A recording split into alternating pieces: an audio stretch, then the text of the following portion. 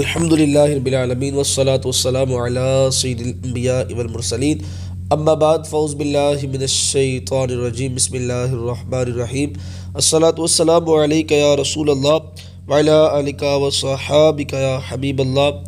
لو مدینے کا پھول لایا ہوں، میں حدیث رسول لایا ہوں۔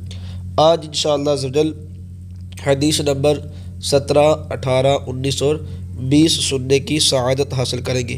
حضرت سیدنا ابو ہریرہ رضی اللہ تعالی عنہ سے مروی ہے، اللہ کے پیارے حبیب علیہ الصلوۃ والسلام نے ارشاد فرمایا، الدعاء یرد البلاء، یعنی دعا بلا کو ٹال دیتی ہے۔ اسی طرح 18ویں حدیث مبارکہ ہے، حضرت سیدنا ابو ہریرہ رضی اللہ تعالی عنہ سے مروی ہے، نبی کریم علیہ الصلوۃ والسلام نے ارشاد فرمایا، من غش فلیس منا، یعنی جو دھوکہ دہی کرے وہ ہم میں سے نہیں۔ اسی طرح اگلی حدیث مبارکہ میں میرے آقا صلی اللہ علیہ وآلہ وسلم نے ارشاد فرمایا، الندم توبۃ، یعنی شرمندگی توبہ ہے۔